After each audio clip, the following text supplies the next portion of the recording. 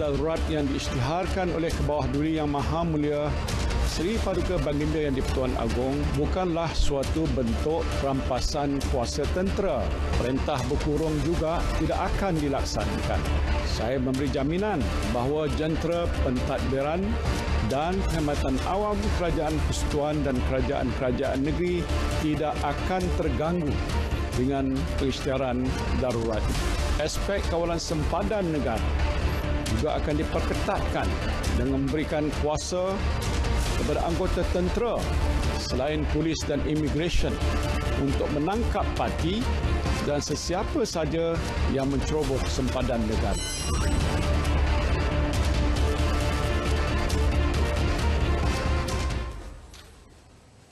Assalamualaikum dan salam sejahtera. Selamat malam. Terima kasih atas kesudian anda setia bersama kami di saluran berita RTM dan juga di TV1 untuk kita membawakan suluhan yang mendalam dalam bicara naratif. Sudah pasti, korelasi daripada perutusan khas oleh Yang Amat Berhormat Tan Sri Muhyiddin Yassin pada pagi tadi bercerita tentang perkenan Kebawah Duli Yang Maha Mulia Seri Paduka Baginda Yang di-Pertuan Agong dalam mengisytiharkan proklamasi darurat sehingga Ogos 2021.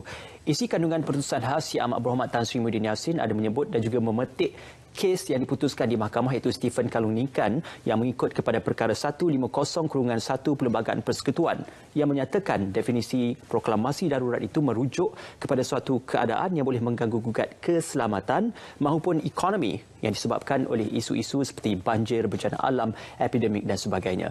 Maka pada malam ini kita akan menganalisis secara mendalam bagaimana proklamasi darurat itu dilakukan dan apakah alasan di sebalik proklamasi darurat itu dicadangkan oleh pihak kerajaan seterusnya mendapat perkenan oleh Kebawah Duli Yang Maha Mulia Seri Paduka Baginda Yang di-Pertuan Agong. Alhamdulillah pada malam ini untuk bicara naratif saya bersama seorang tetamu yang cukup istimewa iaitu Profesor Dr. Syam Rahayu Abdul Aziz, penyandang kursi Institusi Raja Melayu Universiti Teknologi Mara UiTM. Assalamualaikum Prof, apa khabar? Waalaikumsalam. Alhamdulillah. Kita bersua sekali lagi. Sudah pasti kita melihat perbincangan ini dikorelasikan daripada perkenan Kebawah Duli Yang Maha Mulia Seri Paduka Baginda Yang di-Pertuan Agong dan juga putusan khas oleh Yang Amat Berhormat Tan Sri Muhyiddin Yassin. Cumanya, kalau kita ambil imbasan kepada beberapa kes proklamasi darurat di Batu Sapi, Great dan juga di kawasan yang akan dilakukan pilihan raya, mengapa mengambil keputusan proklamasi darurat itu dilaksanakan secara di peringkat persekutuan untuk dilaksanakan di seluruh Malaysia dan bagaimanakah keputusan itu diambil mengikut alasan kepada situasi semasa, Prof? Okay, terima kasih Ismail. Pertama, kita lihat daripada sebab-sebab atau alasan-alasan yang dikemukakan untuk perkenan Kebawah Duli Yang Maha Mulia Seri Paduka Baginda Yang di-Pertuan Agong berkenaan dengan darurat ini. Ya. Kalau merujuk pada perkara 150 dalam fasal 1 Perlembagaan Persekutuan, seperti yang Ismail sebut tadi ialah pertama, sekiranya berlaku ancaman besar. Darurat itu bermaksud ancaman yang serius, ancaman yang besar ke atas kedudukan ekonomi negara atau keselamatan negara dan satu lagi ialah ketenteraman awam. Tiga aspek ini yang boleh dijadikan sebagai alasan atau asas untuk suatu proklamasi darurat dibuat oleh Kebawah Duli Yang Maha Mulia Seri Paduka Baginda Yang di-Pertuan Agong. Jadi dalam konteks ini, apa yang kita lihat daripada titah diraja dan juga memerhati kepada ucapan yang dibuat oleh Yang Amat Berhormat Perdana Menteri, ia lebih kepada menyekat penyebaran pandemik COVID-19 yang boleh dikategorikan sebagai salah satu daripada keadaan di bawah ketenteraman awam, iaitu pada sebelum ini ada kes menyatakan bahawa untuk menyekat epidemik, ya, epidemik itu lebih rendah dari segi kesan dan bahayanya berbanding dengan pandemik, ya.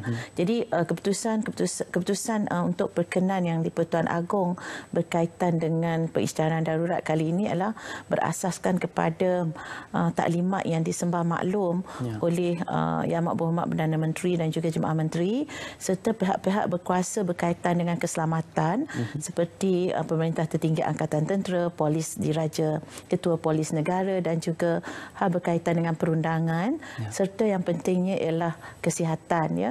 Jadi di sini kita lihat adalah asas-asas yang boleh dijadikan tempat atau foundation untuk menyatakan bahawa berlakunya ancaman besar dalam salah satu daripada 3 aspek yang saya sebut tadi di bawah perkara 150 dalam fasa 1 Perlembagaan Persekutuan. Baik, Prof, sudah pasti ramai yang ingin bertanya tentang apakah elemen yang perlu difahami dalam proklamasi darurat ini. Ada yang memberikan andaian bahawasanya proklamasi darurat ini merupakan satu bentuk rampasan kuasa di pihak tentera ataupun satu bentuk rampasan kuasa di satu pihak saja. Sedangkan bukan itu perkara yang berlaku. Kerana darurat ini lebih kepada melihat kepada ancaman keselamatan dan juga kesihatan yang kita lalui ketika ini. Cuma yang lebih penting dalam kita memberikan suluhan yang mendalam terhadap isu-isu dan juga rasional di sebalik darurat ini, apakah 3 badan utama pengasingan kuasa iaitu legislatif, eksekutif dan juga judisiari akan terjejas sekiranya undang-undang berkaitan darurat dilaksanakan sehingga Ogos nanti? Ya, dalam keadaan darurat ini seperti yang kita maklum ialah dari segi gubalan undang-undang lah ya. Dari segi gubalan undang-undang ianya terserah kepada pihak eksekutif. Tapi dalam konteks ini ia adalah terserah kepada Kebawah-Duli Yang Maha Mulia Seri Paduka Baginda Yang di-Pertuan Agong. Maknanya kalau kita melihat kepada perkara 150 dalam pasal 2A yang menunjukkan bahawa Yang di-Pertuan Agong boleh membuat ordinan bagi tujuan pengisytiharan darurat tersebut ya. Saya fikir di sini ada satu ikatan kepada penggunaan kuasa iaitu bagi tujuan atau hasrat kenapa pengisytiharan darurat itu dibuat. Maknanya apa juga undang-undang yang akan diperkenalkan atau diperkenankan oleh Kebawah-Duli seharusnya ialah bertujuan untuk menangani aspek ataupun sebab kenapa darurat itu diisytiharkan. Contoh dalam keadaan ini, darurat itu diisytiharkan atas sebab untuk menangani penyebaran pandemik ini. Jadi itu bukanlah satu alasan untuk kerajaan memperkenalkan undang-undang ketenteraan. Ia bukan berkaitan dengan keselamatan negara, tapi ia berkaitan dengan ketenteraman awam yang disuluh ke atas isu keselamatan atau kesejahteraan dari segi kesihatan. Ia bukan berkaitan dengan ketenteraan. Jadi pada saya, apabila membuat satu pengisytiharan darurat, hendaklah diwartakan kenapa darurat itu diisytiharkan. Kalau kita ikut alasan ataupun jaminan yang diberikan oleh Yang Amat Berhormat Perdana Menteri ialah untuk menyekat penyebaran. Begitu juga tentang titah diraja itu untuk menyekat penyebaran pandemik. Jadi keadaan ini tidak pada saya tidak membolehkan pihak berkuasa itu menyalahguna kuasa untuk membuat sesuatu yang tidak berkaitan dengan sebab ataupun musabab seolah pengisytiharan darurat itu dibuat.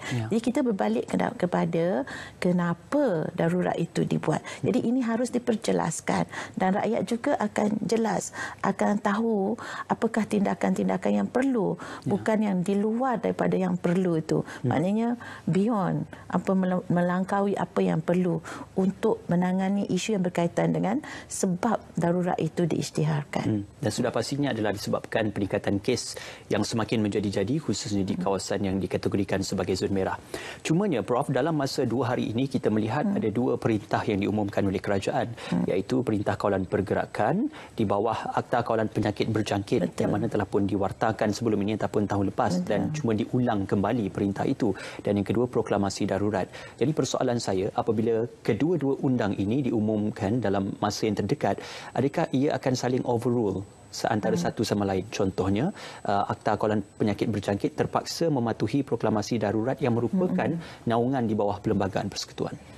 Baik, kita harus faham bahawa setiap undang-undang yang dilaksanakan sebelum proklamasi darurat ini boleh juga dilangsungkan pelaksanaannya, diteruskan pelaksanaannya walaupun darurat itu telah diisytiharkan. Jadi darurat itu boleh sekiranya mahu memperketatkan lagi undang-undang tersebut yang mungkin tidak boleh dilakukan di bawah peraturan-peraturan yang diluluskan di bawah akta itu ya. Jadi di sini kita harus yakin bahawa undang-undang yang jelas bahawa undang-undang yang sedia ada boleh diteruskan.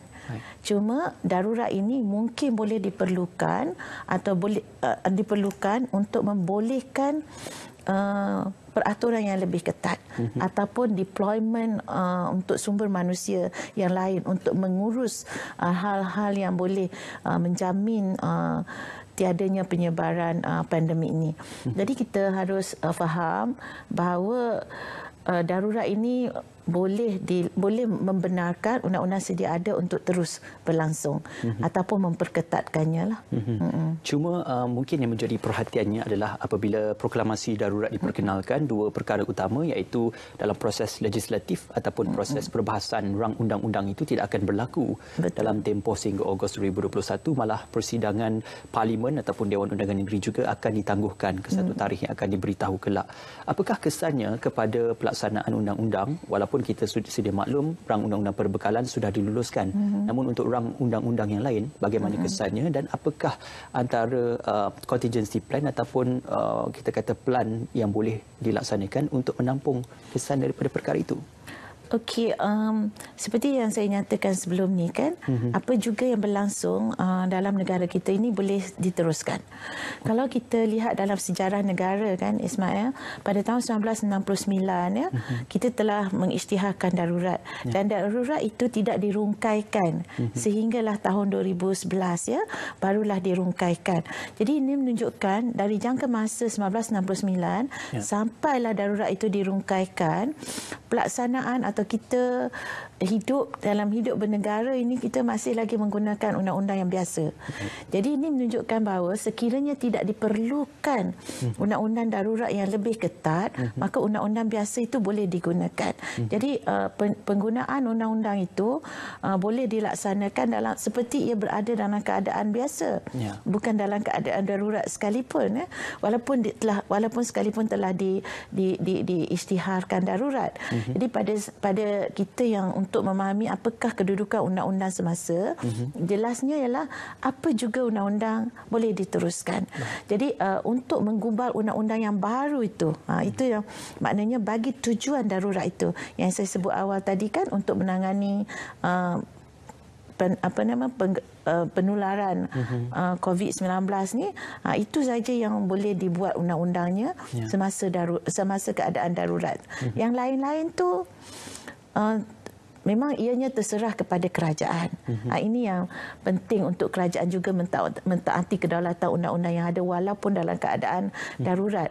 Seperti yang saya nyatakan tadi ialah kedaulatan undang-undang itu masih kekal walaupun kerajaan boleh menggunakan undang-undang darurat. Kita sebagai rakyat juga boleh menjadi pemerhati, pemantau, menyimak dan imbang apa yang dilakukan oleh kerajaan dalam konteks itu. Kita rakyat mungkin tidak bersedia untuk tindakan-tindakan yang terlebih daripada tujuan untuk menyekap penularan COVID itu kan. Jadi sekarang kalau kita lihat kepada undang-undang sebelum ini dan sebagainya itu, kita harus juga mengetahui bahawa undang-undang itu adalah masih lagi undang-undang yang sah. Okey. Kalau dahulu kita sedia maklum pengajaran daripada tahun 2020, perkara paling penting adalah tentang perbekalan ataupun peruntukan belanjawan. Dan sudah pasti kita sedia maklum mungkin bersedia untuk perbekalan tambahan yang akan berlaku sekiranya pandemik ini semakin menjadi lebih pahanan dan sebagainya. Jadi apa akan berlaku sekiranya keperluan untuk membahaskan rang undang-undang perbekalan tambahan dan perlu untuk dibahaskan baik di pihak kerajaan dan juga pembangkang? Adakah dalam tempoh darurat ini masih boleh untuk diperbahaskan? Tidak, sebabnya Parlimen itu tidak bersidang ya. Dalam konteks ini ia bukan kerajaan yang membuat undang-undang. Kerajaan boleh membuat, Parlimen boleh membuat undang-undang hanya ketika sekiranya Parlimen bersidang. Dan ini semasa keadaan darurat begini harus saya kongsikan tentang peruntukan perlembagaan ya. Hanya yang di-Pertuan Agong boleh membuat undang-undang. Okey, bukan pihak Jemaah Menteri. Dan suka juga saya nyatakan ialah yang di-Pertuan Agong mempunyai kuasa penuh untuk membuat undang-undang bagi tujuan darurat tersebut. Hatta sekalipun dalam hal berkaitan dengan perbekalan seperti yang Ismail sebut tadi, ia juga di bawah yang di-Pertuan Agong.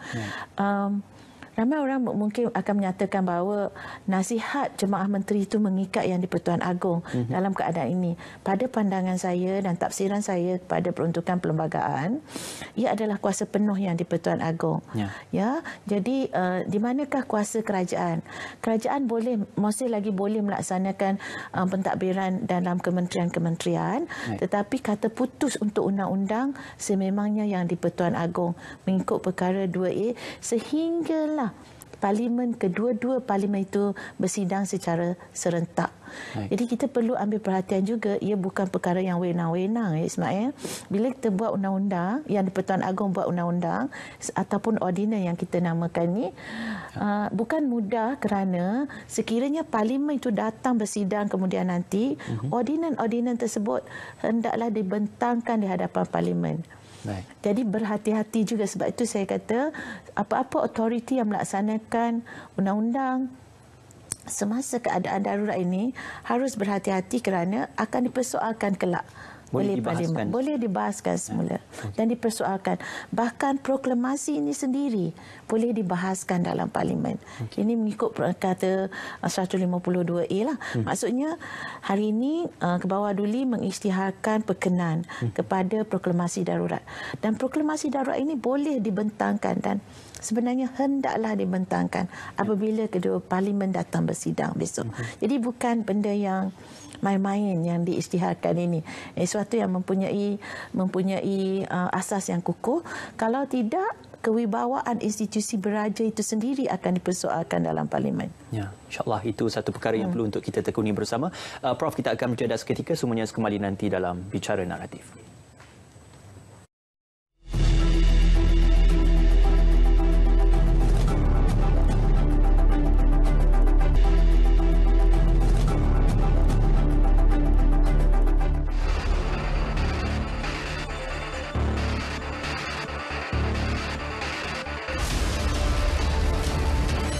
Parlimen dan Dewan Undangan Negeri tidak akan bersidang sehingga suatu masa yang ditetapkan oleh Yang di-Pertuan Agong. Sepanjang tempoh darurat berkuat kuasa, pilihan raya umum, pilihan raya negeri dan pilihan raya kecil tidak akan diadakan.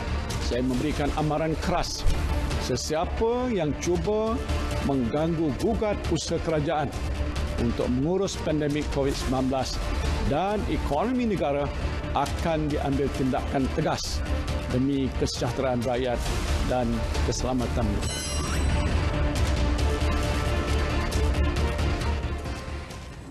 Ya, bersua kembali dalam Bicara Naratif di saluran berita RTM dan juga di saluran TV1. Masih lagi bersama dengan Profesor Dr. Syam Rahayu Abdul Aziz.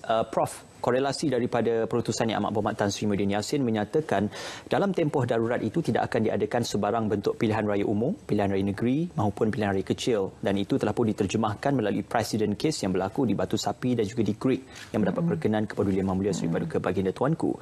Cuma persoalannya, apabila pilihan raya itu dianggap sebagai satu elemen yang mengangkat demokrasi dan kita menggunakan undang-undang yang dimaktubkan dalam Perlembagaan Persekutuan untuk menidakkan elemen demokrasi iaitu pilihan raya itu. Jadi tidakkah berlakunya percanggahan ataupun perbalahan antara kedua-dua elemen demokrasi itu apabila menggunakan undang-undang untuk menidakkan hak demokrasi iaitu melakukan pilihan raya? Ya, ini satu perkara yang kita boleh polemikkanlah sekira kita mahu, ya. Sebab pilihan raya itu adalah satu elemen demokrasi yang paling utama, ya. Tetapi adakah pelaksanaan demokrasi itu kita boleh membuka ruang kepada keselamatan nyawa? Ya, ruang kepada ancaman kepada keselamatan nyawa. Jadi sekarang kita timbang-timbangkan, ya, yang mana lebih utamanya sekiranya kita fikirkan pilihan raya itu.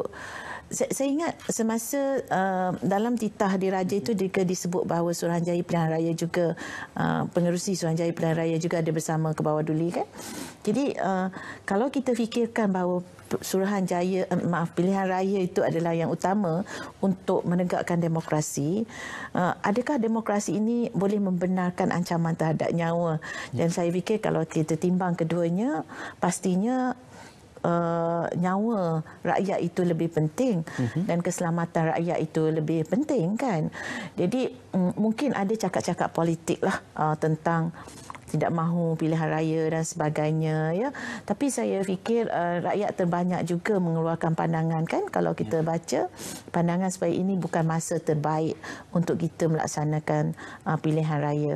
Jadi the contestation atau competition antara demokrasi dan keselamatan nyawa itu juga perlulah kita mengambil kira. Saya ingin merujuk kepada Perlembagaan Persekutuan, ya Ismail, melihat kepada perkara 150 dalam fasal 2 Perlembagaan Persekutuan menyatakan bahawa keadaan darurat atau pengisytiharan darurat juga boleh dibuat atau boleh diperkenan oleh Kebawah Duli sekiranya ancaman besar itu mungkin berlaku. Contohnya sekarang kita kata mungkinlah pandemik itu belum sampai ke satu tahap ancaman besar. Tetapi sekiranya berlakunya pilihan raya dan ianya adalah satu ancaman besar, mungkin berlaku. Dan keadaan negara telah menunjukkan bahawa apa yang berlaku, pilihan raya yang berlaku itu telah menyebabkan antara lain telah menyebabkan penyebaran pada pandemik COVID-19 ini, kan. Dan begitu juga tindakan sebelum ini seperti yang Ismail sebut tentang pengisytiharan darurat bagi mengelakkan pilihan raya di Batu Sapi, Bugaya dan juga Gerik. 3 tempat ini menunjukkan bagaimana dah berlaku kekosongan, kan. Berlaku kekosongan dan kemudiannya untuk diisi itu perlukan pilihan raya, tetapi perlembagaan juga membenarkan pilihan raya itu being suspended atau ditangguhkan dengan menggunakan perundangan darurat. Jadi darurat itu sendiri dibenarkan oleh undang-undang. Ini agak teknikal lah. Kita kata pilihan raya dibenarkan oleh perlembagaan dan disyaratkan oleh perlembagaan, terutama dalam perkara 55, ya. Tapi pada masa yang sama, darurat juga dibenarkan oleh perlembagaan. Jadi itulah kita balik pada persoalan yang mana lebih penting timbang untuk menimbang antara keduanya. Adakah demokrasi itu sendiri? Tapi saya lihat apabila perlembagaan memberikan pilihan-pilihan itu, maka kebijaksanaan Kebawah Duli dan kewibawaan institusi yang menerajui negara ataupun pentadbiran negara ini juga boleh memastikan bahawa kedua-dua peruntukan dalam perlembagaan itu diterima mengikut keadaan yang sesuai. Sudah pasti ada beberapa pihak yang menggunakan rujukan kes ataupun apa yang berlaku mungkin di Singapura maupun di Amerika Syarikat, yang mana Singapura walaupun berdepan pandemik COVID-19 masih melakukan pilihan raya umum negaranya, dan juga yang dilakukan di Amerika Syarikat iaitu pilihan raya presiden masih lagi dilakukan walaupun kesnya meninggi dan semakin meningkat. Jadi adakah rujukan kes di negara di peringkat antarabangsa itu boleh dilakukan sebagai rujukan untuk melihat kebarangkalian antara isu demokrasi dan juga isu keselamatan awam maupun isu kesihatan? Ya, kalau kita lihat pada perkembangan dunia sekalipun, mungkin Amerika Syarikat juga mengisytiharkan darurat, ya. Tapi mereka telah melalui pilihan raya. Pada pandangan saya itu pilihan negara sendiri.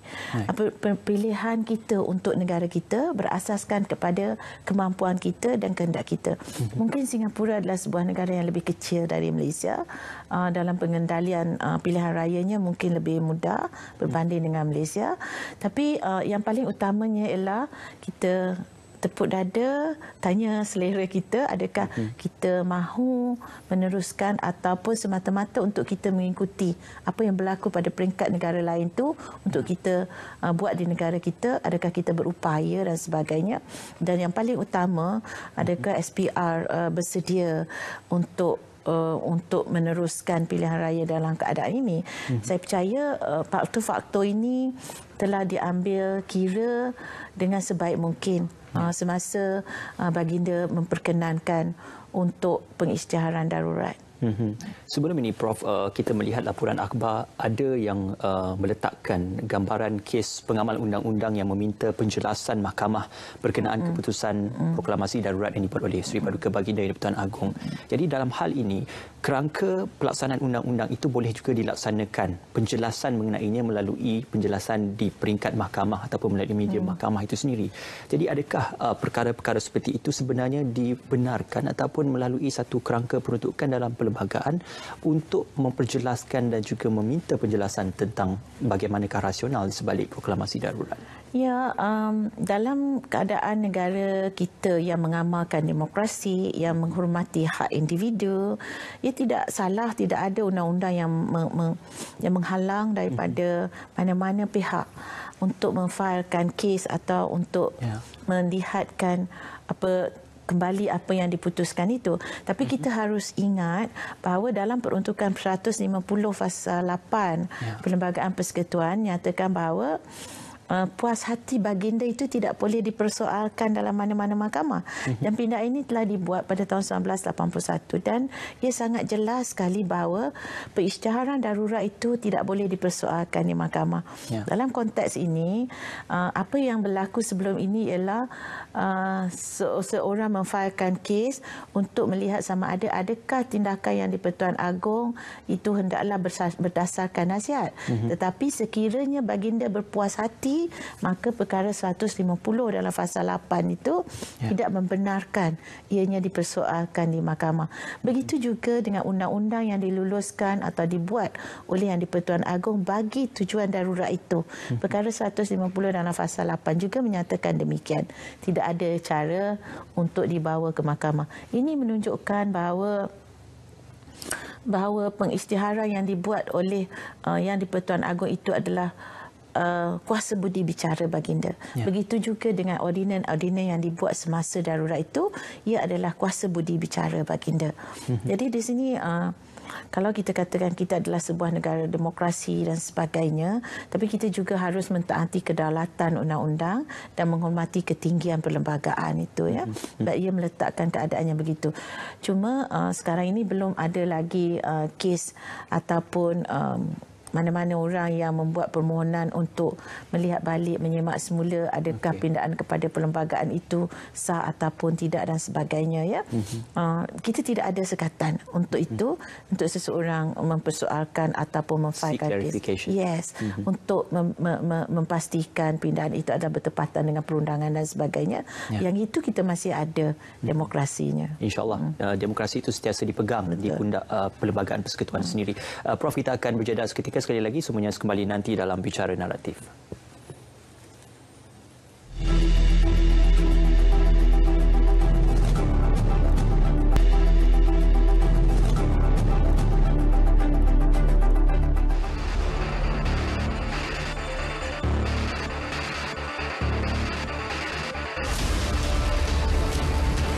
Untuk memerangi sabotaj ekonomi, monopoli dan kenaikan harga barang secara keterlaluan dalam masa pandemik juga boleh dimasyhurkan oleh Sri Paduka Baginda. Tindakan penguatkuasaan yang lebih tegas dan hukuman yang lebih berat boleh dikenakan untuk tujuan. Bank Negara Malaysia, Suruhanjaya Security serta Bursa Malaysia akan terus memainkan peranan mereka sebagai pemangkin, pengawal sedia dan pemudah cara syarikat dan pasaran.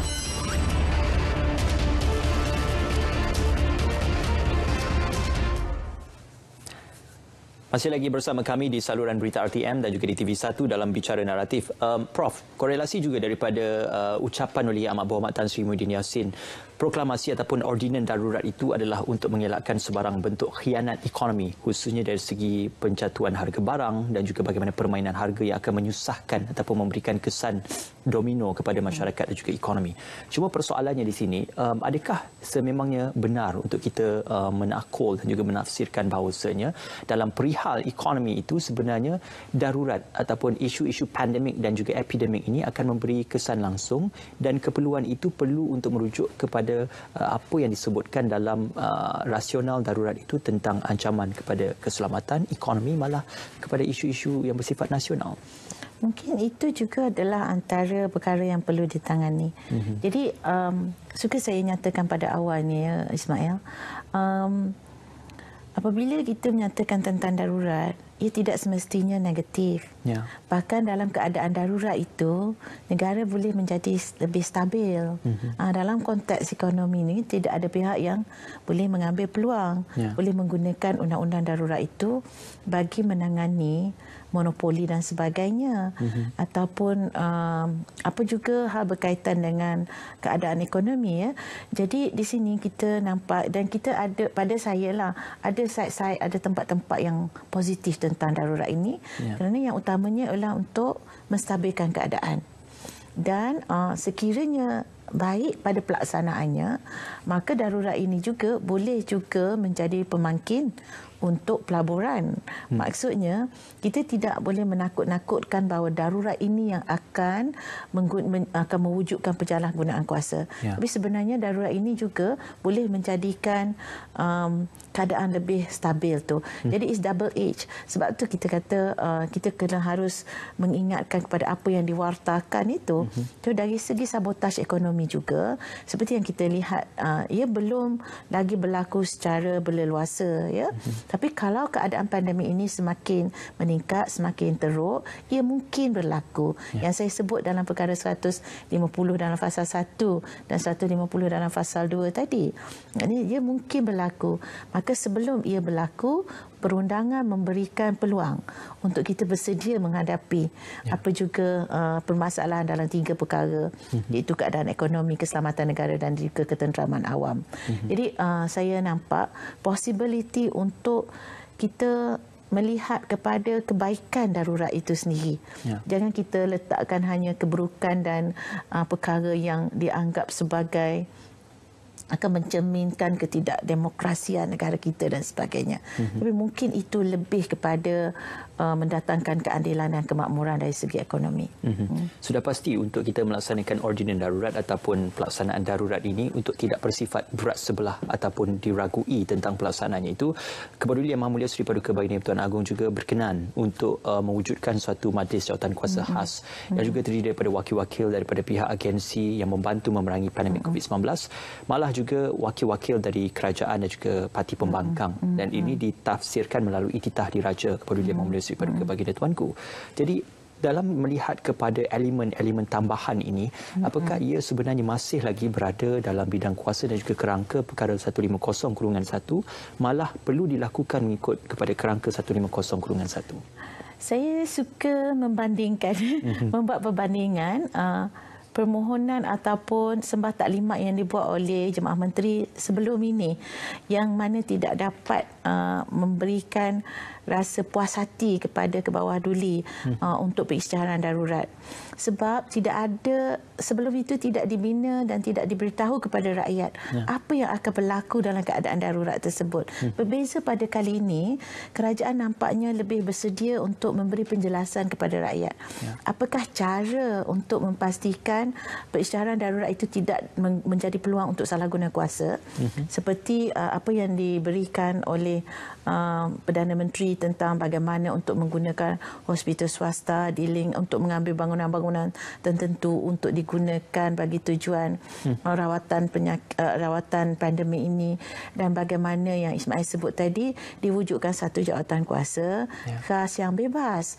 Ini adalah suatu mekanisme yang perlu yang rakyat tahu, supaya rakyat yakin bahawa pengisytiharan darurat yang diperkenankan oleh Kebawah Duli adalah satu perancangan yang tersusun dan berstrategi, supaya ianya tidak membuka ruang untuk penyalahgunaan kuasa.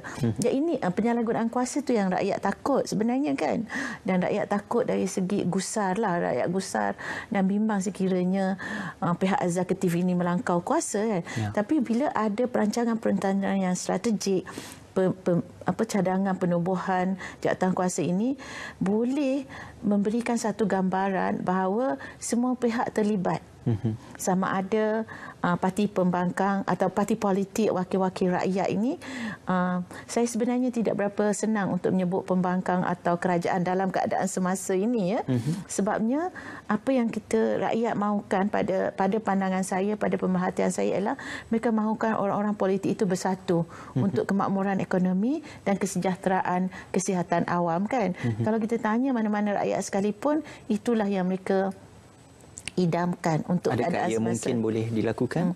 Tetapi itulah yang kita harapkan supaya jawatan kuasa khas dan bebas ini boleh mengenepikan fahaman politik masing-masing.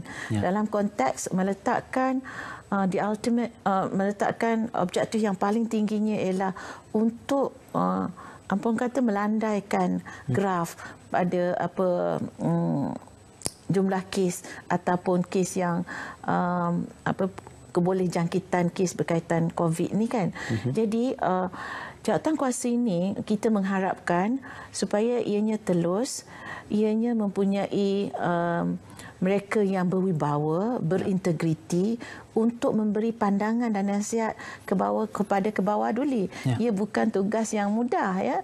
Sebab kalau saya sebutkan tadi kerajaan mungkin memainkan peranan yang lebih kecil berbanding ketika tiadanya darurat untuk menasihati kebawah duli. Maka jawatan kuasa inilah yang boleh mengambil peranan dalam hal-hal berkaitan dengan menyekat penularan COVID atau menentukan sama ada darurat ini perlu berhenti lebih awal daripada 1 Ogos atau sehingga menentu sampai ke tarikh 1 Ogos itu sendiri. Jadi jawatan kuasa bebas ini saya setuju merangkum kesemua ahli politik dan kita sebagai rakyat sebenarnya mahukan ahli politik ini terus bersuara sebagai wakil rakyat tetapi sememangnya mengenepikan kalau boleh lah. Tapi saya fikir ada apa orang panggil caveat dia dalam undang-undang daripada ada sekatannya. Tapi itulah yang rakyat mahu sebenarnya dan itu sebenarnya beberapa nasihat atau titah diraja sebelum ini. Stop politicking. Ya. Dan saya sudah pasti kita boleh mengenepikan dahulu isu-isu tentang fahaman politik kerana ia merupakan hak prerogatif bagi seorang ahli parlimen yang dilantik dan juga dipilih. Cuma saya melihat isu ini dalam kerangka yang lebih besar. Negara kita ini cukup unik kerana amalan undang-undangnya ataupun amalan demokrasinya adalah demokrasi berparlimen dan juga raja berperlembagaan. Betul. Makanya suara demokrasi itu diterjemahkan melalui perbahasan di parlimen maupun suara di parlimen yang dijadikan sebagai satu bentuk undang-undang. Malah raja itu sendiri walaupun diakui sebagai ketua negara tetapi masih tertakluk kepada peruntukan di bawah perlembagaan persekutuan. Maka kita cukup unik. Segala-galanya saling menyeimbangi dan timbang taranya saling melengkapi antara satu sama lain. Jadi di manakah dalam kita menilai unsur-unsur keperluan dan juga unsur-unsur simbiosis ini perlu saling berjalan? Kalau ada satu perkara ataupun satu elemen yang gagal dalam pelaksanaan simbiosis itu, maka akan gagal pelaksanaan sebuah negara yang sistematik. Prof.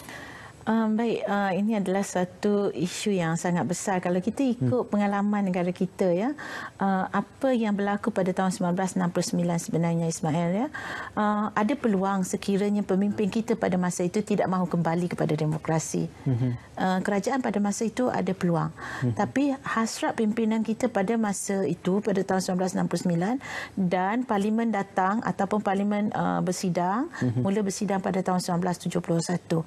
Maknanya masa itu peluang untuk merampas demokrasi itu ada, tetapi ia tidak dilakukan. Dan kita hidup bernegara sampai ke hari ini masih lagi dalam konteks demokrasi. Tapi ada orang menyatakan demokrasi is dead, telah mati demokrasi itu. Tapi pada pandangan saya, demokrasi ini sebenarnya memerlukan penelitian kita. Demokrasi yang berlandaskan kepada undang-undang, berlandaskan kepada perlembagaan. Jadi sekarang kita lihat, adakah apa yang berlaku ini bercanggah dengan perlembagaan?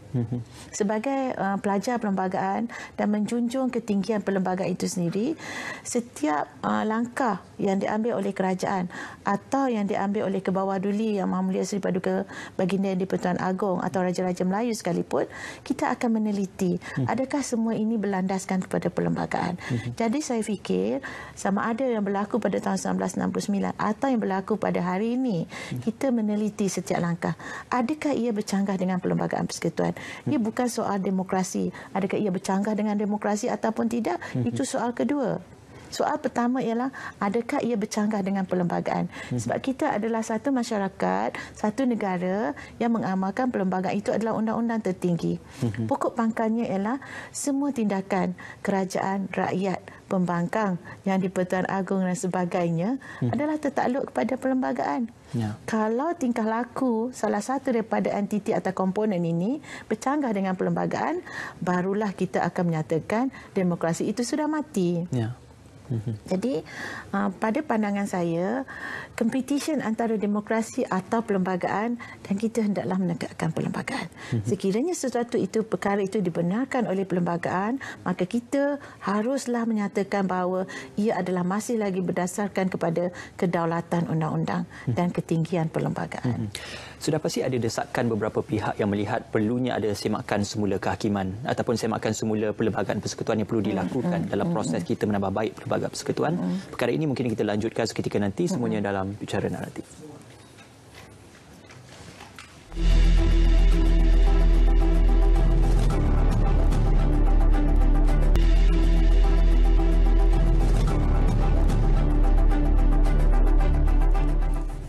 Ya, bersua kembali dalam Bicara Naratif. Sudah semestinya di saluran berita RTM dan juga di TV1. Terima kasih kepada anda dan kita masih bersama Profesor Dr. Syamrahiyu Abdul Aziz dalam kesempatan yang terakhir ini untuk kita mengakhiri siaran selama sejam pada malam ini, Prof.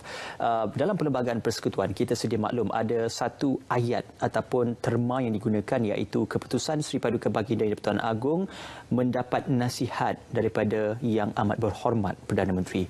Maka ayat itu kebanyakannya dijadikan perbalahan ataupun pertikaian mahupun perbincangan yang lebih lanjut tentang mungkin pengamal undang-undang mahupun masyarakat tentang adakah sebarang keputusan Kebadulian Mahmulia Seri Paduka Baginda Yang di-Pertuan Agong dipengaruhi oleh seorang Perdana Menteri, dan kalau sekiranya seorang Perdana Menteri itu mempunyai fahaman politik atau kefahaman politiknya tersendiri, adakah fahaman politik itu sebenarnya secara tidak langsung mempengaruhi keputusan Seri Paduka Baginda Yang di-Pertuan Agong?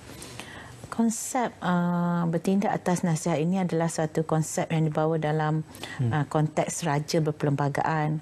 Tapi kalau kita lihat dari segi amalan negara kita dari dahulu, dari Kesultanan Melayu, kita lihat ia adalah konsep musyawarah sebenarnya. Jadi bagaimana kita melihat itu bergantung kepada taksiran. Ada orang menyatakan bahawa ini adalah konsep yang berdibawa daripada Westminster, konsep bertindak atas nasihat and shall act upon the advice, hendaklah bertindak atas nasihat. Dan inilah yang dibawa oleh British sebenarnya. Tapi kalau dalam konteks Kesultanan Melayu, ia lebih kepada musyawarah, iaitu syura ataupun berbincang antara satu sama lain. Tapi sebenarnya kalau kita meneliti dari segi konsep raja berperlembagaan itu, raja berperlembagaan juga mempunyai hak untuk menyampaikan pandangan baginda kepada kerajaan yang memerintah, menasihati kerajaan dan memberi amaran kepada kerajaan. Jadi kita lihat pada contohnya Perenggan 58 kepada laporan Suruhanjaya Reid menjelaskan bagaimanakah konsep raja berperlembagaan itu.